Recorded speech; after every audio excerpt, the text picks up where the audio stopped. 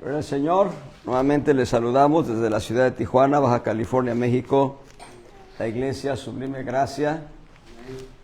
Y hemos estado contemplando las 4 leyes que el apóstol Pablo enlista en la epístola a los Romanos. 4 leyes que están dentro del alma del ser humano. Unas no están activas porque no son de Cristo, pero en los cristianos las 4 leyes operan. Hemos visto la ley del pecado y la muerte, en la cual se está moviendo el mundo, en reversa y en caída, en picada libre. Hemos hablado de la ley de la mente. Hemos seguido el modelo de Jacob, el patriarca Jacob, aunque la ley de la mente también se puede ver en Edén, en sentido negativo, en el tabernáculo en sentido positivo, en Lot en sentido negativo, en Abraham en sentido positivo, y aún la ley de la mente se puede ver en la vida del apóstol Pablo. Pero por tener una panorámica mucho más completa, hemos empezado a ver lo que es la ley de la fe. Y la ley de la fe, hemos considerado primeramente que la fe tiene 4 diferentes fronteras. No son 4 fes, no son 4 expresiones de fe, sino es la fe vista en 4 fronteras. Hemos dado de manera de introducción la fe creativa, es una de las fronteras. La fe creativa, a través de la cual Dios todavía está creando cosas nuevas. Y qué mejor que la nueva criatura, una nueva creación. La gente sin Cristo está muerta, pero cuando viene a Cristo, Dios obra en ellos una nueva creación. Qué mejor testimonio, ejemplo. Pero también hemos visto que otra de las fronteras de la fe es la fe como fundamento, la fe doctrinal. La fe doctrinal que sirve de fundamento y también sirve de escudo. Una tercera frontera de la fe es la fe fruto o el carácter de Cristo.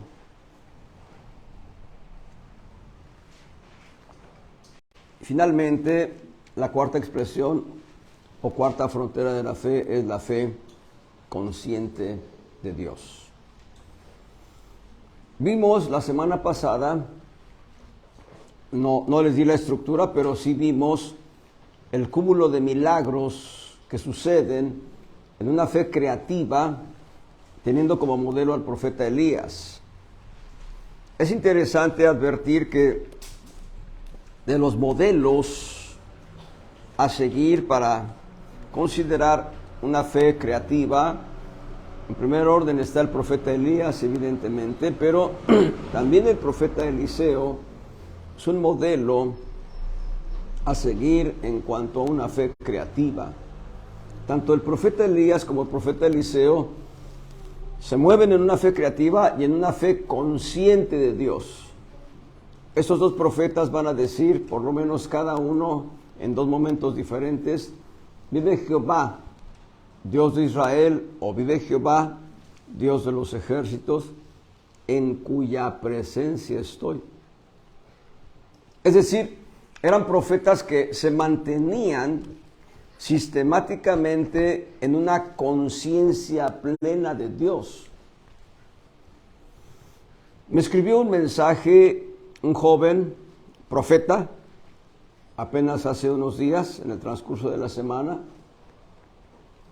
Me dice: el apóstol fulano me está invitando a colaborar en el ministerio y eso es una grande bendición y yo así lo creo. Entonces me dice: ¿qué consejos puedo darle? Y realmente no le di ningún consejo, pero sí le pude decir que uno de los testimonios del profeta es estar en la presencia de Dios, pero además de estar en la presencia de Dios, el profeta nos debe llevar a la presencia de Dios también. Y platicando en este tipo de términos, bueno, surgieron estos argumentos en los cuales estamos mencionando que los profetas deben estar en la presencia de Dios de manera continua, de manera sistemática. Y los profetas deben llevarnos a experimentar la presencia de Dios. Y entonces surge el tema. Abel, Enoc, Noé, Abraham, Isaac, Jacob y José fueron profetas. Unos actuaron en su propia vida como un testimonio profético y otros actuaron en el ministerio profético. Eso surgió en esos diálogos con este joven profeta. Me da gusto saber que está ya siendo llamado a ejercer el ministerio profético, lo cual es una bendición. Una de mis oraciones es que Dios levante profetas y evangelistas en las iglesias locales, porque los profetas y los evangelistas son inspiracionales y traen avivamiento a la iglesia. El maestro, bueno, ustedes tienen un maestro. El maestro a veces es tan metódico que se duermen los hermanos. Pero, por ahí alguien dijo amén. Pero el profeta y el evangelista encienden el fuego. Ahora, no me estoy quejando, estoy diciendo lo que sucede. Es un evento que sucede. Ahora, considerando, parece que se fue la luz. Bueno, ok. Vamos a transmitir hasta... pues no, ahí está, ya regresó. Bueno, sea la luz. Predictiva, profética, pero que al mismo tiempo se traduce en una palabra creativa, porque esta mujer era estéril. Del ministerio profético, muchas veces aislamos las verdades. Y no debe ser así cuando Dios nos da una enseñanza plena o completa. Hoy no voy a hablar de palabra predictiva, creativa o directiva, excepto en los casos en que se mencionen. Nada más lo voy a mencionar, no lo voy a desarrollar. Pero sí es importante entender que, por mencionar dos ejemplos de palabras, una de palabra creativa en el profeta Elías, cuando dice: dile al rey Acab que vaya al palacio porque una grande lluvia viene. Y ahí estaba la palabra creativa. No había llovido. En 3 años y medio no había llovido. Y da la palabra creativa y vino una gran tormenta. Una lluvia abundante.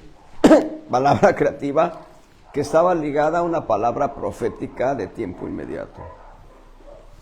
Veamos pues, demos seguimiento a algunos de los milagros que hace Dios a través del profeta Eliseo, porque estos milagros, estos testimonios, alimentan en el corazón la fe creativa. Como iglesia estamos experimentando una fe creativa a distancia en Oaxaca con nuestro hermano Máximo, quien está siendo restaurado de manera continua y sistemática en su salud después del accidente que tuvo. Y nosotros estamos hablando palabras creativas y vamos a ver el testimonio final cuando él esté completamente restaurado en su salud. Veamos pues, ahí en el segundo libro de Reyes, en el capítulo 2, verso 8, ese es una palabra, un ejemplo de fe creativa hecho por el profeta Elías. Tomando entonces Elías su manto, lo dobló e hirió las aguas, las cuales se apartaron a uno y otro lado y pasaron ambos en seco. Hay por lo menos 3 testimonios de Dios abriendo el río Jordán. Uno es cuando el pueblo de Israel cruzó para poseer la tierra prometida. Ese es el segundo testimonio. Dios abriendo el río Jordán en seco para que pasaran los dos profetas, el profeta anciano y maduro Elías y el profeta en entrenamiento Eliseo. Y bueno, hay un milagro ahí que sucede. Un carro de fuego viene y hace separación entre los dos profetas. Y Elías es llevado en un torbellino al cielo. Hay dos personajes que han entrado a la presencia de Dios sin conocer la muerte: Enoc y Elías. Y hay uno que es glorioso, que ha entrado al cielo después de conocer la muerte: Jesús, el Hijo de Dios. Después de conocer la muerte, se ha levantado entre los muertos con vida plena, en el poder de la resurrección del Espíritu Santo, y ahora está a la diestra del Padre Celestial en las alturas, Cristo Jesús. Regresamos pues, muy bien, aquí Elías logra que las aguas se sequen, las aguas del río Jordán, pero entonces, en el verso 13, ahí estoy en segundo libro de Reyes, capítulo 2, verso 13, alzó Eliseo luego el manto de Elías, que se le había caído, y volvió y paróse a la orilla del Jordán. Y tomando el manto de Elías que se le había caído, hirió las aguas y dijo: ¿Dónde está Jehová, el Dios de Elías? Y así que hubo del mismo modo herido las aguas, apartáronse a uno y otro lado, y pasó Eliseo. Vean, el milagro ya se repite 3 veces. Años atrás, siglos atrás, cuando Israel entró para poseer la tierra prometida, el río Jordán se secó. Se abrió en seco, las aguas que venían del norte se estancaron y las aguas que iban hacia el sur continuaron su ruta. Y el pueblo de Israel pasó en seco. Y aquí hay 2 ocasiones más que sucede esto. Esta palabra, ¿dónde está el Dios de Elías? Es una palabra que fue invocada en un evento en China. Llegó un equipo misionero a predicar el evangelio a una comunidad donde llovía todo el año. Solo un día del año no llovía, el día del ídolo. Ese día la gente sacaba al ídolo a pasear. Y llegó un equipo evangelístico, Washmani, con su equipo a evangelizar. En el equipo iba un joven. Ese testimonio es bueno para que lo escuchen. Y entonces ellos empiezan a predicar en el pueblo, pero nadie les hace caso. Ellos dicen: no, nuestro Dios sale a pasear tal día y es el único día que no llueve aquí en esta comunidad.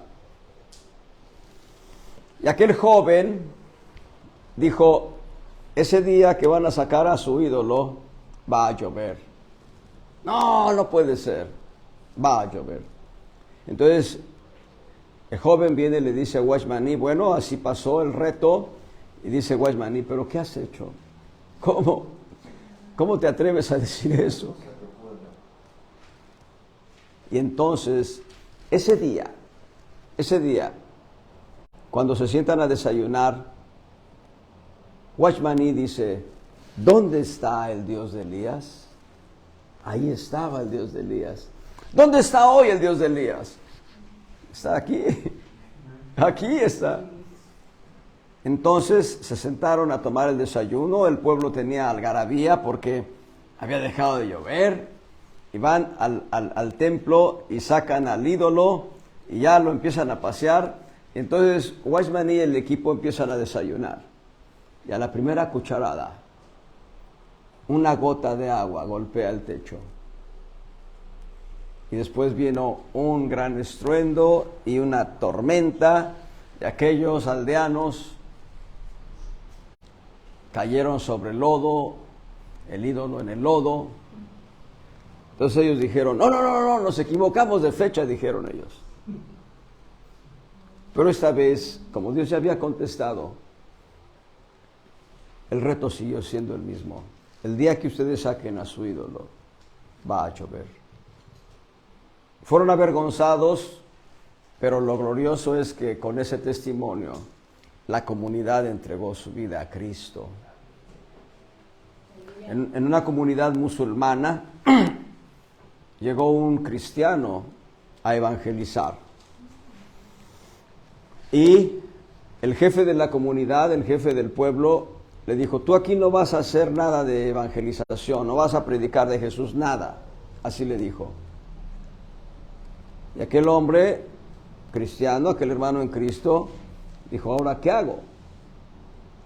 Bueno, se fue a una casa y lo que sucedió fue esto. La madre del jefe de la tribu, la madre del jefe del pueblo, enfermó. El jefe del pueblo vino y le dijo, si tu Cristo sana a mi madre, te reúno a toda la comunidad para que la evangelices. Fe creativa, hermanos. Fe creativa. Aquel hombre vino, oró, Dios hizo el milagro, sanó a esta mujer y toda la comunidad, o casi toda la comunidad, se convirtió a Cristo. Fe creativa. Muy bien. Elías abre el mar, abre el río Jordán. Eliseo abre el río Jordán. Ahora, vamos a seguir algunos milagros, fe creativa, hechos por el profeta Eliseo. Ahí en el capítulo, vamos a estar siempre en el segundo libro de Reyes. Ahí en el capítulo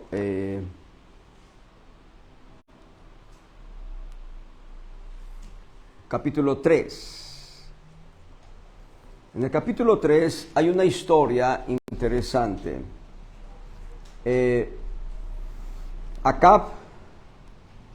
Joram, hijo de Acab,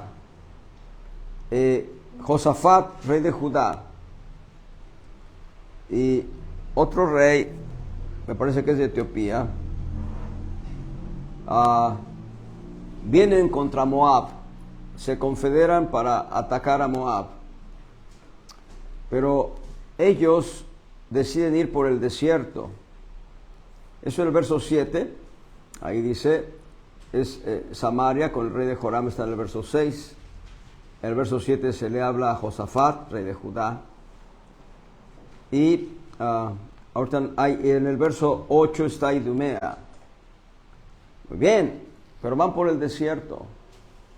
Se les acaba el agua. Y entonces dicen ellos, en el verso 10,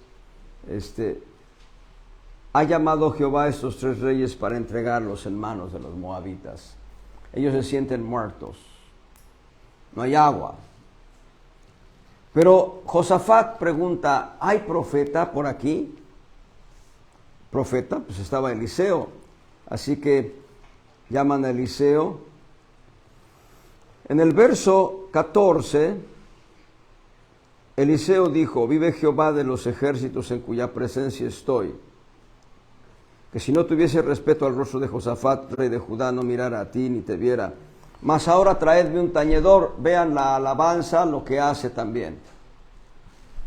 Traedme un tañedor, y mientras el tañedor tocaba, la mano de Jehová fue sobre Eliseo. Y dijo, así ha dicho Jehová, haced en este valle muchas acequias, pozos, ¿sí? Cavar en la tierra. Porque Jehová ha dicho así, no veréis viento ni veréis lluvia, y este valle será lleno de agua, y beberéis vosotros y vuestras bestias y vuestros ganados.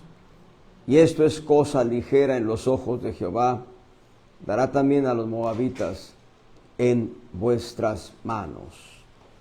Ellos así lo hicieron. La Escritura dice que vinieron aguas de una parte alta y llenaron las acequias, llenaron los pozos de agua. Y el pueblo bebió, satisfizo su sed. Pero algo más sucedió. Cuando salía el sol, la luz del sol se reflejó en el agua como si fuera sangre. Y los moabitas dijeron, se han matado entre sí, vayamos al despojo. Y se encontraron que no era tal.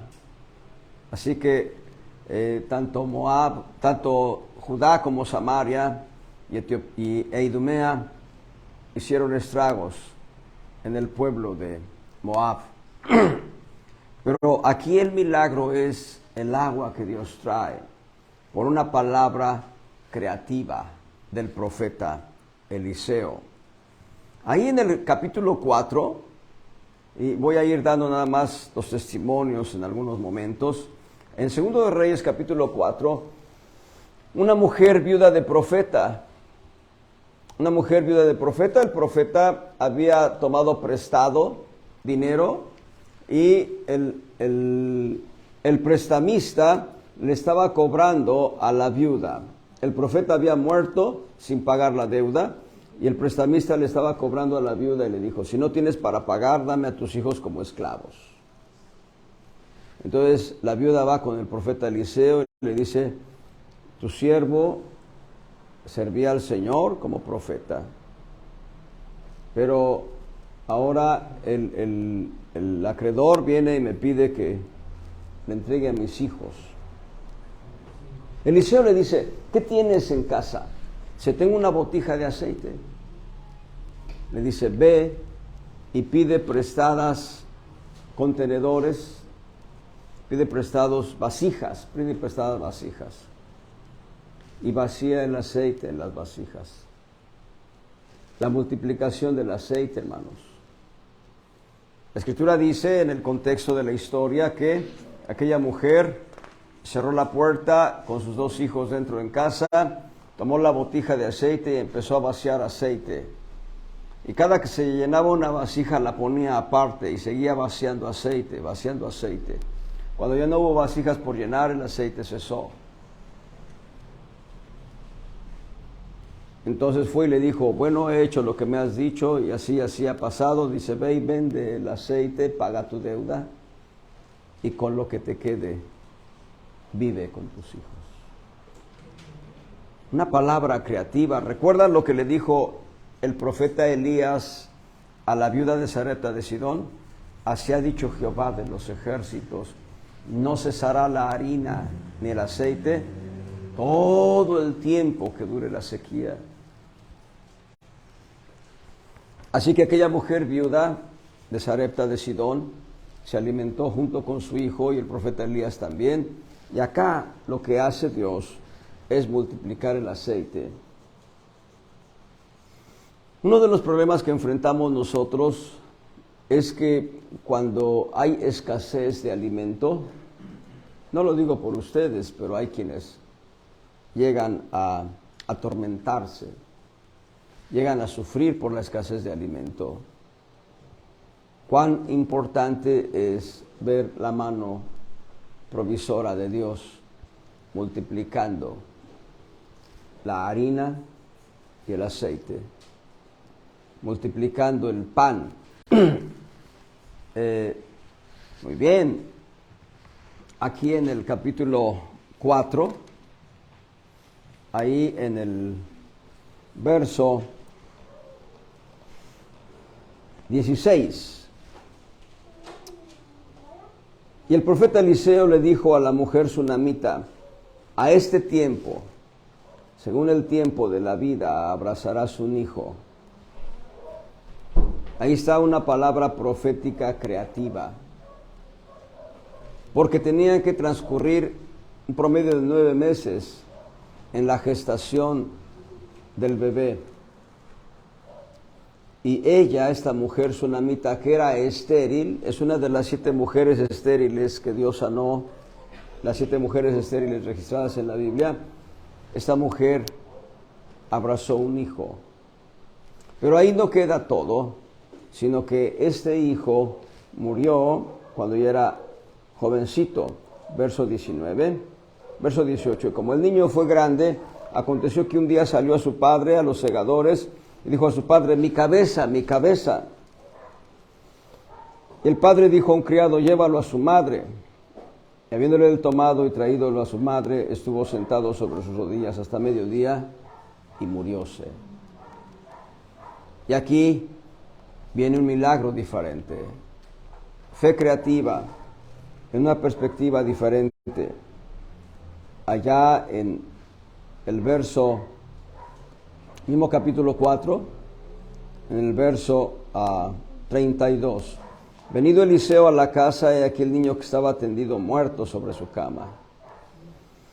Entrando el profeta Eliseo entonces cerró la puerta sobre ambos y oró a Jehová. Después subió y echóse sobre el niño y poniendo su boca sobre la boca de él y sus ojos sobre sus ojos y sus manos sobre las manos suyas. Así se tendió sobre él y calentóse la carne del joven. Volviéndose luego paseóse por la casa a una parte y a otra. Después subió y tendióse sobre él. El joven estornudó 7 veces y abrió sus ojos. Entonces llamó él a Giesi y díjole, llama a esta tsunamita. Y él la llamó y entrando ella, él le dijo, toma tu hijo. Primero una palabra creativa para que ella quedara embarazada. Después una palabra creativa para que este pequeño volviese a la vida. A veces nosotros tenemos angustia por los hijos y debemos ser cuidadosos en poner nuestra confianza en Dios. Nuestra confianza está puesta en Dios. Muy bien, ahí mismo en el capítulo 4 ya llevamos varios milagros hechos por el profeta Eliseo. El siguiente milagro, verso 39, un joven que estaba siendo instruido para ser profeta, trajo una faldada llena de calabazas silvestres. Las puso en la olla y las puso a cocer, y sucede que eran calabazas venenosas. Entonces, cuando iban a comer aquello, se dieron cuenta que había muerte en la olla, verso 40. La parte final dice, varón de Dios, la muerte en la olla, y no pudieron comer. Verso 41, entonces dijo el profeta Eliseo, traed harina, esparcióla en la olla, y dijo, echa de comer a la gente. No hubo más mal en la olla. Otro milagro, verso 42, vino entonces un hombre de Baal Salisa, el cual trajo al varón de Dios panes de primicias, 20 hogazas de pan de cebada y trigo nuevo en su espiga. Y él dijo, el profeta dijo, da a la gente para que coman. Palabra creativa. Respondió su sirviente, ¿cómo he de poner esto delante de 100 hombres? Eran 20 hogazas de pan para 100 hombres. Mas el profeta tornó a decir, da a la gente para que coman, porque así ha dicho Jehová, palabra creativa, comerán y sobrará. Entonces lo puso delante de ellos y comieron y sobróles, conforme a la palabra de Jehová. Hermanos, estamos viendo el ejercicio de una fe creativa. Quiero hacer una pausa para que vayamos a Romanos. Ahorita regresamos a Reyes. No se separen de Reyes, pongan un separador ahí. Pero quiero que vayamos a Romanos, en el capítulo 10, verso 17. Romanos 10, 17. Luego la fe es por el oír, y el oír por la palabra de Dios. En la medida que nosotros oímos la palabra de Dios, la palabra de Dios entra en nuestra alma, y la palabra de Dios sacude nuestro raciocinio. Nosotros debemos estar razonablemente de acuerdo con lo que dice la Escritura. No debemos cuestionar razonablemente la Escritura, sino que debemos estar de acuerdo con la Escritura, de acuerdo a nuestro raciocinio. Dicho de otra manera, si nuestra razón nos dice que no hay para comer, y la Escritura nos dice, mozo fui y he envejecido y no he visto justo desamparado, ni su simiente que mendigue pan, debemos amoldar nuestra razón a ese texto. Ese texto nos está diciendo, la mendicidad no es de Dios. La mendicidad es una maldición. Dios ha establecido como un compromiso suyo el darnos provisión para nuestras necesidades. Evidentemente nos ha dado una fuente de empleo o una fuente de ingreso para ese fin.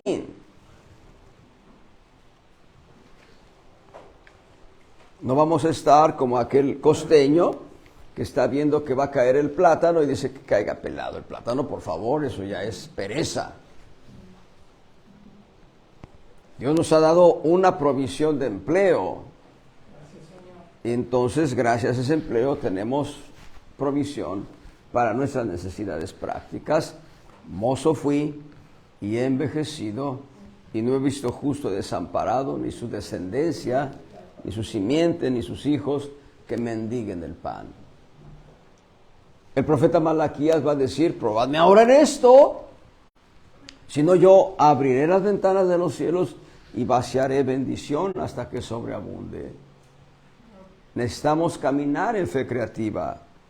Así que aquí vemos ya cuántos milagros vemos. Varios milagros que están sucediendo. Y hay palabras predictivas que están ligadas a la obra creativa de Dios. Palabras predictivas que se traducen en la obra creadora de Dios. Bueno, vamos a ver uno o dos milagros más. El general Ciro, el general de Siria, Naamán, en el segundo libro de Reyes, capítulo 5. Capítulo 5, ahí en el verso 14, el general Naamán se zambulle en el río Jordán 7 veces, como el profeta Eliseo se lo dijo. Ve y zambúllete en el río Jordán 7 veces y serás sano de la lepra. En aquella época la lepra era incurable, no sé el día de hoy, pero en aquella época la lepra no era curable, no había cura para la lepra. Solo Dios obrando de manera creativa. Entonces, verso 14, el general Naamán descendió en el río Jordán, se zambulló 7 veces en el Jordán, conforme a la palabra del varón de Dios, y su carne se volvió como la carne de un niño y fue limpio. Su piel quedó limpia. Por una palabra creativa, ve y zambúllete en el río Jordán 7 veces. Este río tiene aguas sucias, dijo Naamán. Hay ríos más limpios en Siria. Pero le dicen sus seguidores, oye, si te hubiese encomendado una empresa mayor, ¿no la habrías hecho? Pues sí, pues entonces, ¿qué impide que te introduzcas? La lepra de Naamán le fue quitada. Hay una palabra de juicio que es a Giesi. Giesi fue por la paga, fue en la ambición del corazón humano.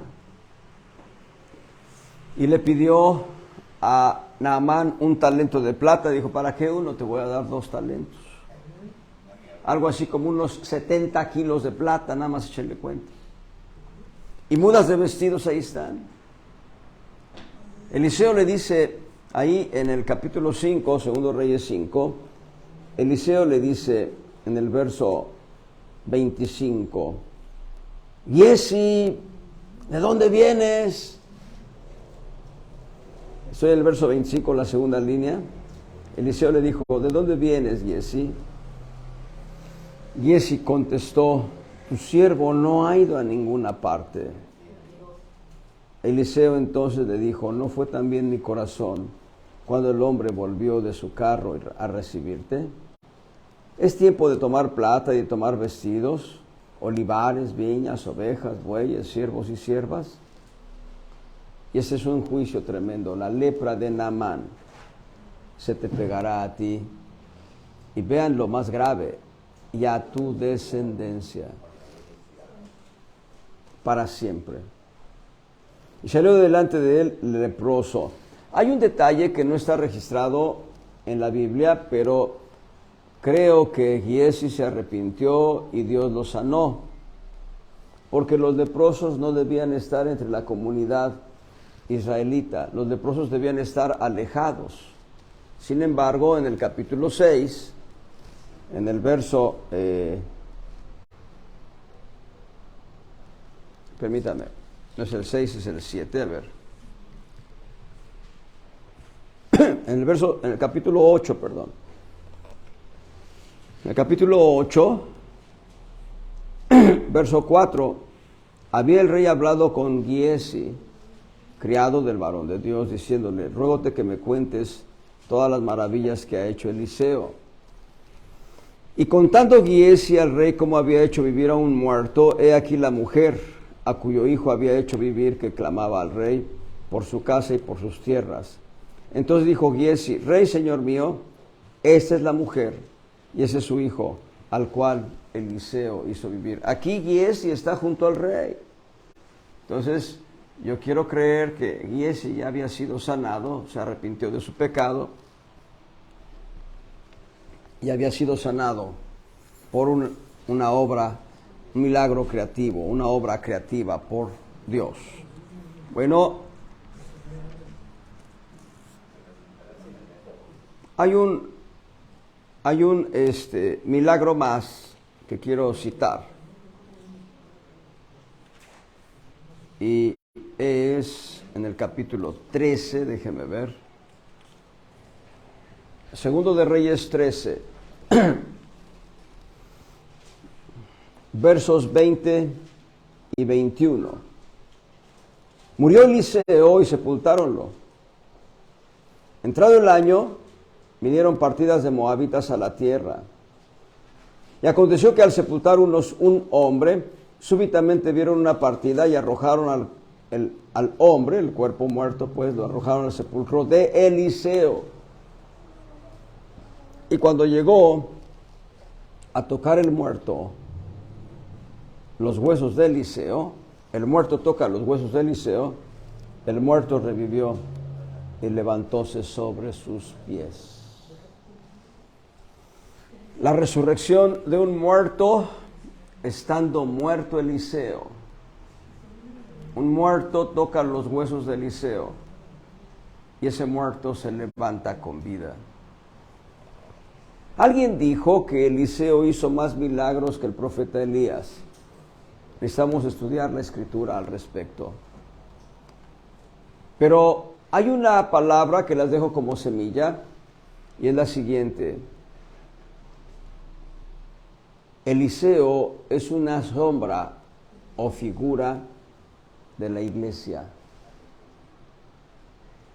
Porque el Señor Jesucristo dijo, mayores cosas que las que yo he hecho, vosotros haréis, porque yo voy al Padre. Así que, bueno, somos llamados a hacer mayores cosas que las que hizo el Señor Jesucristo. Y bueno, pues nos falta caminar sobre el agua, nos falta ver a los leprosos sanar, nos falta orar por los muertos para que resuciten. Nos falta mucho por hacer, hermanos. El Señor Jesucristo dice que mayores cosas, pues hay que hacer primero las que ya hizo el Señor. Para eso se requiere caminar en fe creativa. Fe creativa. Veamos la fe doctrinal. La fe doctrinal es una fe que sirve de fundamento a nuestras vidas en lo espiritual. Efesios capítulo 3, verso 17. Efesios 3, 17. Que habite Cristo por la fe en vuestros corazones, para que, arraigados y fundados en amor. Efesios 3, 17. Que habite Cristo por la fe en vuestros corazones, para que, arraigados y fundados en amor. Aquí están fe y amor como fundamentos. Colosenses capítulo 1, verso 23. Siempre permanecéis fundados y firmes en la fe, y sin moveros de la esperanza del evangelio que habéis oído. Fe, esperanza y amor son fundamentos para la iglesia. Fe, esperanza y amor son fundamentos para la iglesia.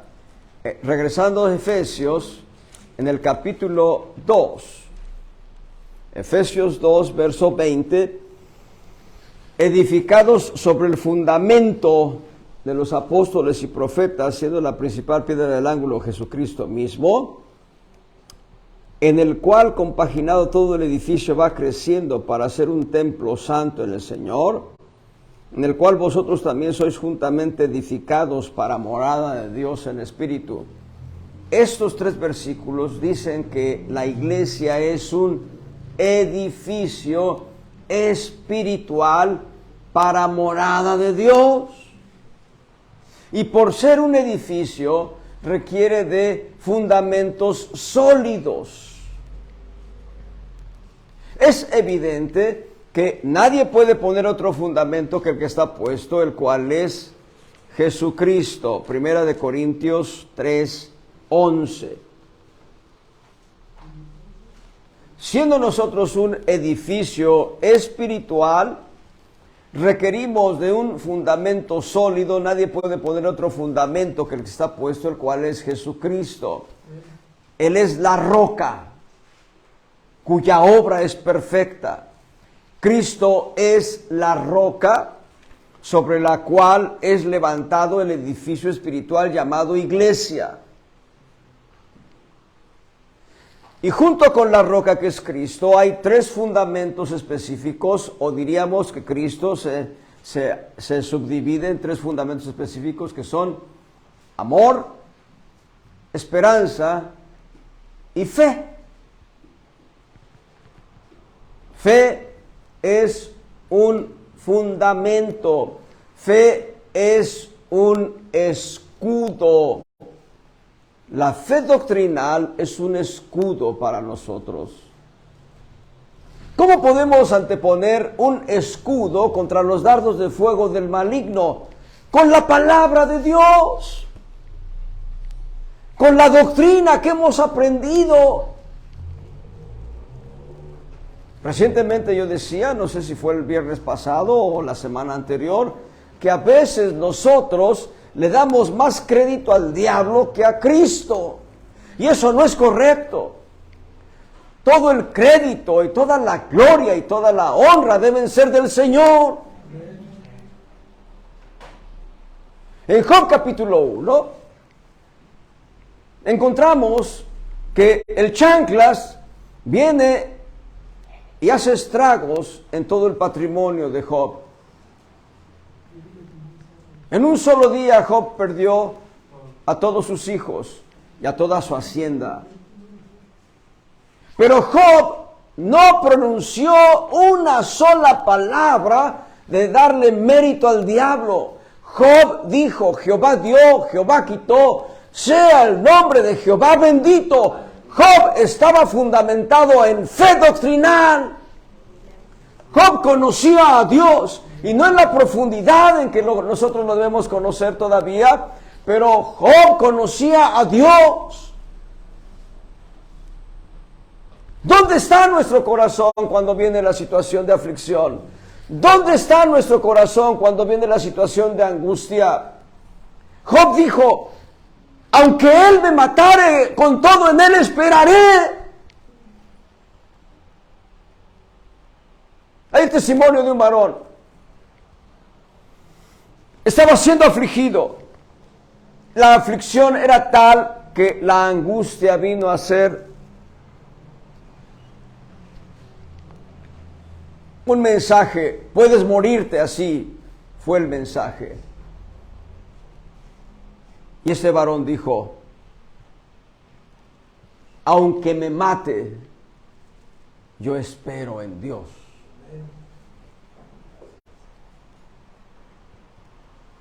Y dijo algo más, dijo, y si no me sana, yo espero en Dios. Hermanos, Dios no es hombre para que mienta, no es hijo de hombre para que se arrepienta. Él dijo y lo va a hacer. Él lo habló y lo va a ejecutar. ¿Cuál es tu necesidad? Pablo va a decir una palabra que es fuerte para quien se angustia por la muerte, pero que es gloriosa en la perspectiva divina. Él dice, para mí el vivir es Cristo y el morir es ganancia. Él está diciendo, si vivo, vivo para Cristo. Si camino es para Cristo. Si me muevo, si me traslado es para Cristo y lo que debo hacer es para Cristo. Pero si parto de esta tierra, entro a la presencia de Dios en su plenitud, en su gloria. Hay quienes tienen miedo a la muerte siendo cristianos. Vean lo que dice Hebreos capítulo 2. Esto es una palabra que debe ser rema en tu corazón. En Hebreos capítulo 2, versos 14 y 15. Hebreos 2, 14 y 15. Así que por cuanto los hijos, tú y yo, participaron de carne y sangre, tú y yo participamos de carne y sangre, Cristo también participó de carne y sangre, para destruir por la muerte al que tenía el imperio de la muerte, es a saber, al diablo, y librar a los que por el temor de la muerte estaban por toda la vida sujetos a servidumbre. Librar. Yo no soy suicida, ni estoy diciendo que seamos suicidas. Lo que estoy diciendo es que el día que el Señor me llame a su presencia, espero estar preparado, espero estar listo. En el Salmo 48, 14 dice, porque este es Dios nuestro eternamente y para siempre. Él nos capitaneará hasta la muerte. Él nos capitaneará hasta la muerte. Le voy a decir qué dice el texto original, hermana. Dice, Él nos capitaneará más allá de la muerte. Eso dice el texto original. Más allá de la muerte. El Salmo es 48, 14. Salmo 48, 14. Cristo nos va a capitanear más allá de la muerte, porque Él es la muerte de la muerte, y la muerte de la muerte es vida. Bendito sea Cristo. Entonces, regresando, somos un edificio. Nosotros estamos siendo colocados, y a veces a alguno pues como que le quedó el codo ahí metido en la costilla del otro, y el otro dice, ay, qué lástima, me estás lastimando. Pues sí, así me colocó Dios, para que aprendas. Como cuchillito de palo. Como cuchillito de palo. Nos está colocando para hacer un edificio espiritual, para morada de Él. Y como edificio necesitamos 3 fundamentos, que son amor, esperanza y fe. Y la fe, como fundamento, no es una fe ciega. Nosotros creímos en Cristo por una predicación de la palabra de Dios. Una porción de la Escritura nos fue ministrada. Así haya sido, cree en el Señor Jesucristo y serás salvo. Tú, ya es un texto de la Escritura que nos llegó al corazón. La fe del cristiano no es una fe ciega. La fe del cristiano es una fe sustentada en la Escritura, en la palabra de Dios. Nosotros no somos ciegos. Bueno, yo leo algunas notas periodísticas que me dan tristeza, porque en completo error algunos mueven a sus comunidades al suicidio. Nosotros no somos suicidas. Nosotros esperamos a Cristo que venga por nosotros. Y su regreso está cerca, muy cerca. Gloria sea al Señor. Y nosotros vivimos para Cristo. Es lo que dice el apóstol Pablo. Si vivimos, para Él vivimos, para Cristo vivimos. Así que, hermanos, nosotros no tenemos un soporte en una fe mental o en una fe ciega, sino el soporte nuestro es la palabra de Dios. Quiero que vean de manera vuelo de águila, no vuelo de pájaro, vuelo de águila. Somos llamados a ser águilas reales. El águila real, el águila dorada. El águila real es el águila dorada. Se dice que el águila real, en cierta posición de vuelo, cuando le da el sol, se ve precisamente bañada en oro. Por eso se le conoce como águila dorada o águila real. Somos águilas. Bueno, vuelo de águila. Primer perspectiva. Romanos capítulo 4. Romanos capítulo 4.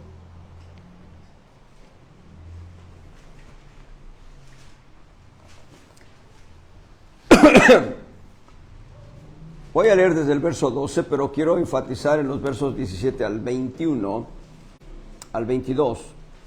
Vean lo que dice, verso 12 al 22.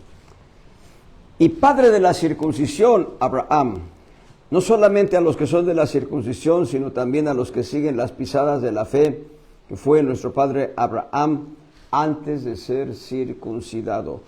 Mucho cuidado con este texto porque está dando un mensaje muy elocuente. Romanos 4, verso 12. Muy elocuente. Dice que Él es Padre nuestro.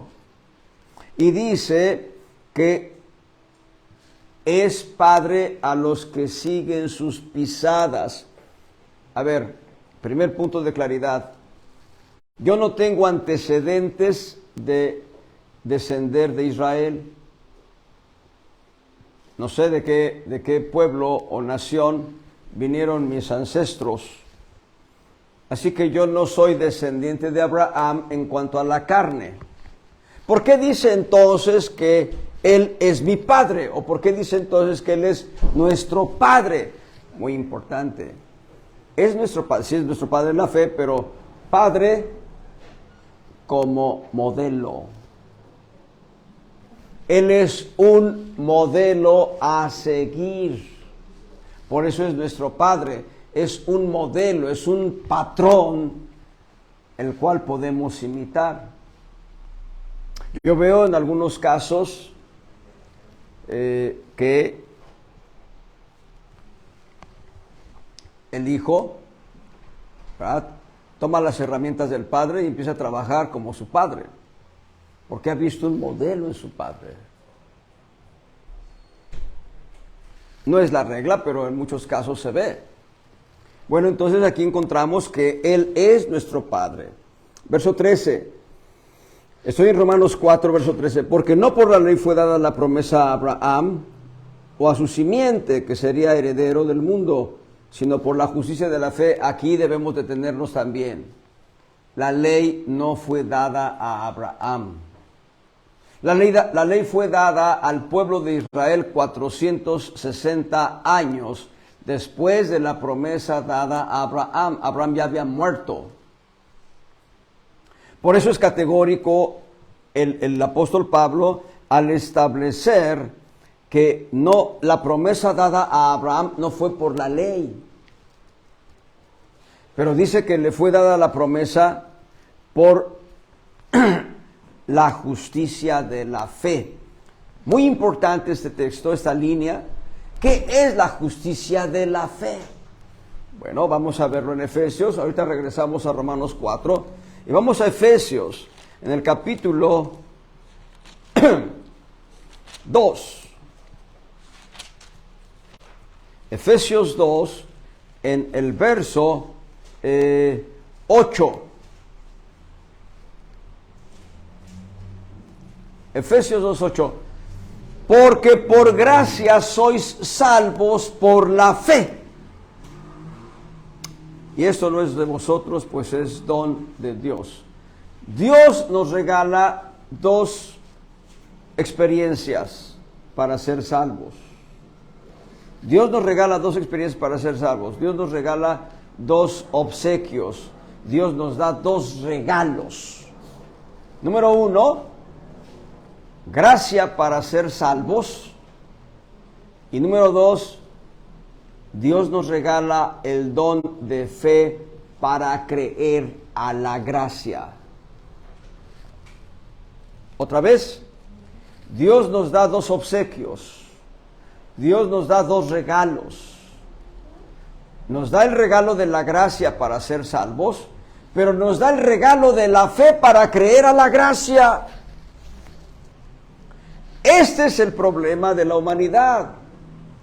No todos reciben la gracia porque no es de todos la fe.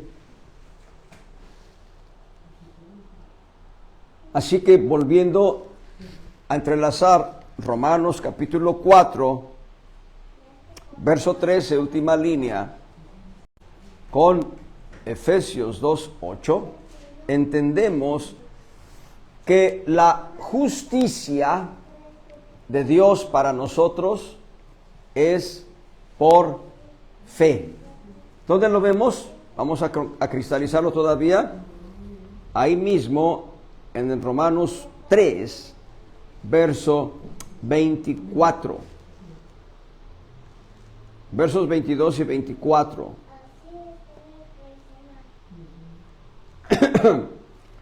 Dice en el verso 22, Romanos 3, 22, la justicia de Dios por la fe de Jesucristo, para todos los que creen en Él, porque no hay diferencia. Verso 24, siendo justificados gratuitamente por su gracia, por la redención que es en Cristo Jesús. Si hay dudas al respecto, quiero que las manifiesten porque es importante este texto. Regreso, la base de toda la argumentación que hemos dado en los últimos 5 minutos está en Romanos 4:13, en la última línea, la justicia de la fe. La justicia de la fe es la justicia que recibimos por gracia. La justicia de la fe es la justicia que recibimos por gracia. Lo acabamos de leer en Romanos 3, 22 y 24. Y en Efesios 2:8. Porque por gracia sois salvos por la fe. Y esto no de vosotros, pues es un don de Dios, es un regalo de Dios.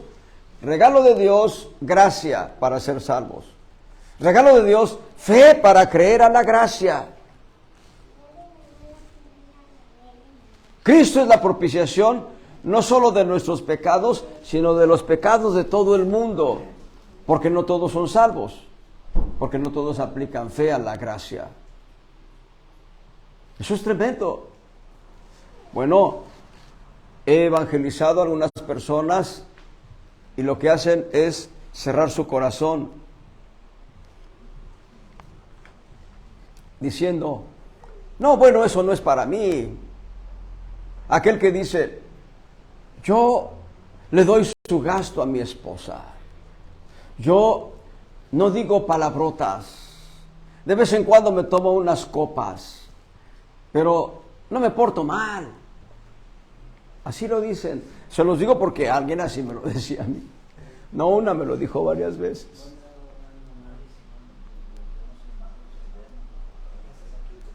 Cuando nosotros escuchamos ese tipo de argumentos, estamos encontrando gente que rechaza la gracia y rechaza la fe. No les interesa la fe para creer en la gracia. Pero lo que está diciendo Pablo es, el apóstol Pablo, es que la justicia de Dios para nosotros es por fe en la gracia de Jesucristo. Regreso pues a Efesios 4, a Romanos 4, ahora seguimos la lectura del verso 14. Porque si los que son de la ley son los herederos, vana es la fe y anulada es la promesa. Noten, regresamos, la promesa que recibió Abraham fue una promesa 460 años antes de la ley. Y lo que está diciendo Pablo es que si la salvación es por causa de la ley, la promesa quedó anulada. ¿Cuál promesa? La que le dio Dios a Abraham. Vamos a llegar a esa promesa, ¿eh? Todavía no llegamos hasta allá. Estamos desmenuzando los textos. Lo que está diciendo Pablo es, la salvación es por gracia, no por cumplir la ley. Y además, comentario marginal en Hechos capítulo 15. Vamos a regresar a Romanos 4, así que sepárenlo, pero vayan a Hechos capítulo 15 y vean lo que dice el apóstol Pedro en el verso 10. Romanos 15, 10. Ahora pues, ¿por qué tentáis a Dios poniendo sobre la cerviz de los discípulos yugo de la ley, que ni nuestros padres ni nosotros hemos podido llevar? No se puede cumplir la justicia de Dios haciendo las obras de la ley, no se puede. Por eso en el verso 11 el propio apóstol Pedro va a decir, antes, por la gracia del Señor Jesús, creemos que seremos salvos, como también ellos, por la gracia del Señor Jesús. Hermanos, si nosotros quisiéramos cumplir la ley, basta con que nos pasemos un alto de disco para estar quebrantando la ley. Nada más ese ejemplo para no seguir avanzando en la ley. Verso 15, regreso a Romanos capítulo 4, verso 15. Porque la ley obra ira. Porque donde no hay ley, tampoco hay transgresión de la ley. Esto, para algunos dirían, bueno, los que vivieron antes del monte Sinaí no tuvieron ley. No nos equivoquemos. Vamos a Romanos 2, verso 15. Mostrando la obra de la ley escrita, ¿dónde? En sus corazones, dando testimonio juntamente sus conciencias y acusándose y también excusándose sus pensamientos unos con otros. La conciencia nos acusa o nos defiende. Pero hay una ley escrita en el corazón. El hermano Maurice Ribolá dice que hay 3 volúmenes de la ley de Dios. Él dice que hay 3 volúmenes de la ley de Dios. 1, en los cielos, a través de las estrellas, los nombres de las estrellas. Los nombres de las estrellas tienen el plan perfecto de Dios para nosotros. El segundo volumen es la palabra escrita, desde Génesis 1:1 hasta Apocalipsis 22:21.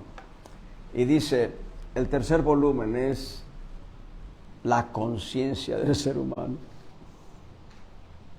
Tenemos registrados en la conciencia, en el alma, tenemos registrados los estatutos de Dios, los mandamientos de Dios. Pero por el cumplimiento de la ley, ninguna carne será justificada.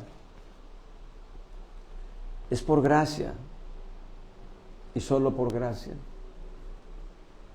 El canto dice, a tu presencia venimos, no por las obras que hicimos, mas por tu gracia, y solo por tu gracia, a tu presencia venimos. Continuamos leyendo, ya vamos a empezar a ver el bosquejo de Abraham. Romanos 4:16. Por tanto es por la fe,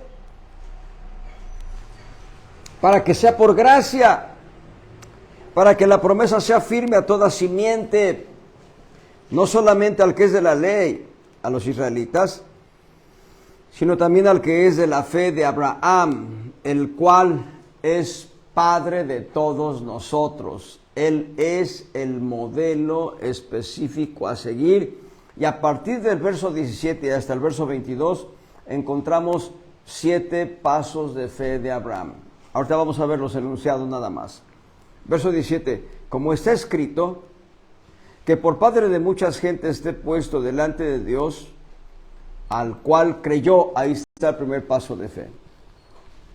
Por padre de muchas gentes he puesto, dice, delante de Dios, al cual creyó. Primer paso de fe. El cual da vida a los muertos y llama a las cosas que no son como las que son. Verso 18, él creyó en esperanza contra esperanza. Segundo paso. ¿Se dan cuenta? Está el verbo creer. Creyó, a Dios creyó, ahora creyó en esperanza contra esperanza, para venir a ser padre de muchas gentes, conforme a lo que le había sido dicho, así será tu simiente. Verso 19, y no se enflaqueció en la fe, no se debilitó en la fe, ni consideró su cuerpo ya muerto, siendo ya casi de 100 años, ni la matriz muerta de Sara. Hasta aquí llevamos 3 pasos de fe de Abraham. Muy bien, verso 20. Tampoco en la promesa de Dios dudó con desconfianza. Es el cuarto paso de fe. No dudó con desconfianza. Dice, antes fue esforzado en la fe. Número 5. Fue esforzado en la fe, dando gloria a Dios.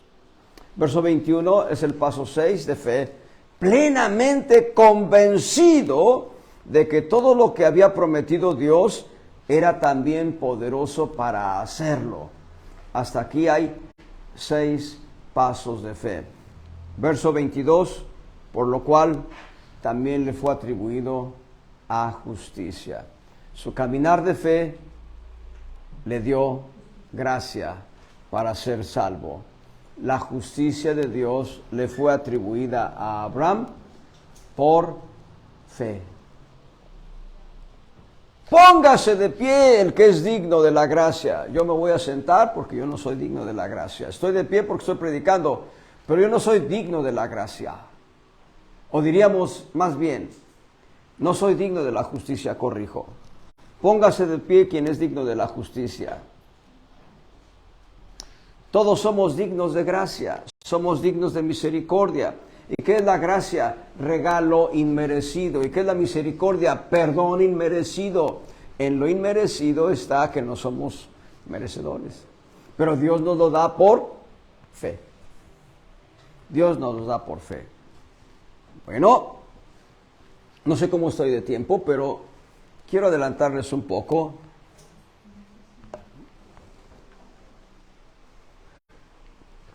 Voy a adelantarles un poco y eso lo vamos a ver en detalle la próxima semana.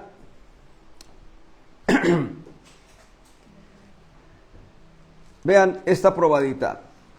Hechos 7, verso 2. Hechos 7, 2. Esteban dijo: varones hermanos y padres, oíd. El Dios de la gloria apareció a nuestro padre Abraham estando en Mesopotamia, antes que morase en Harán. Perdón, el Dios de la gloria apareció a nuestro padre Abraham. ¿Quién era Abraham, hermanos? Abraham era un idólatra. Abraham era una idólatra. Les dije hace unos días que, de acuerdo a la tradición judía, Tare y Abraham eran fabricantes de ídolos según la tradición judía. De acuerdo a la escritura, Tare y Abraham eran hombres idólatras.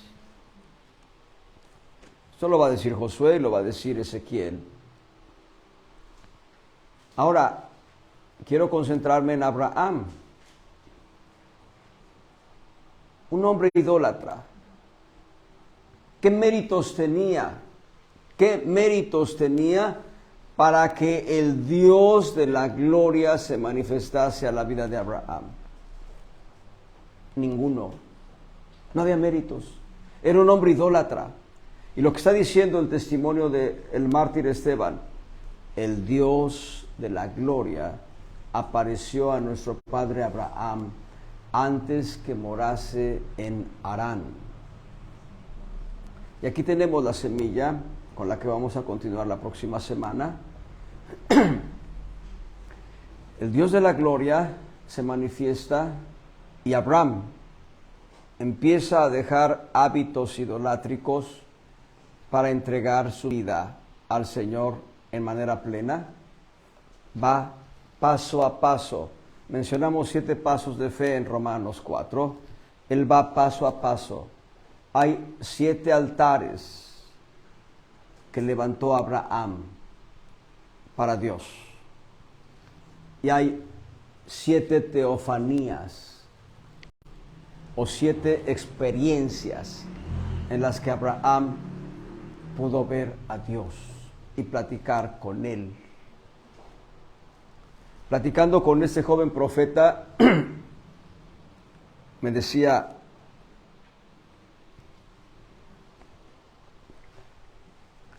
que además de los 7 patriarcas vencedores ya mencionados, Abel,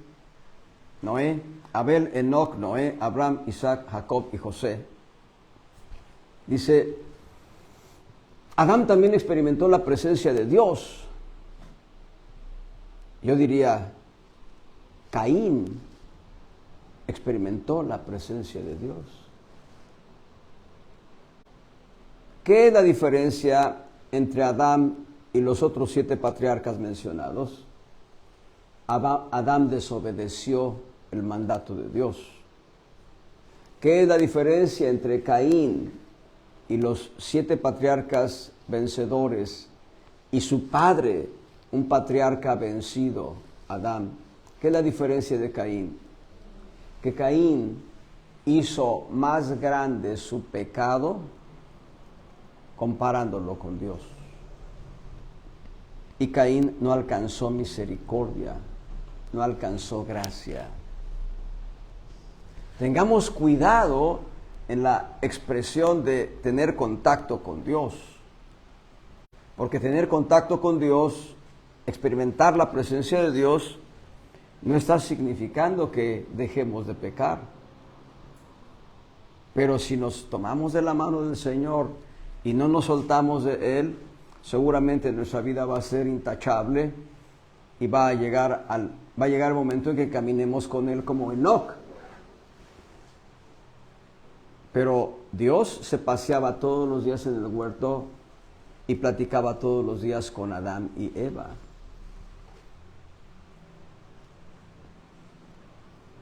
Hay que tener temor de Dios. Vamos a parar ahí. Hay que tener temor de Dios para poder caminar con Dios, para estar consciente del Señor en todo y por todo. Yo diría que si es necesario tendremos que hacer un estudio de los 7 patriarcas vencedores, cómo caminaron ellos de la mano del Señor, para poder entender que nuestra vida sea una vida vencedora, estando conscientes de Dios. Bueno, vamos a parar ahí. Continuamos este tema, lo continuamos dentro de una semana. Dios les bendiga abundantemente, hermanos.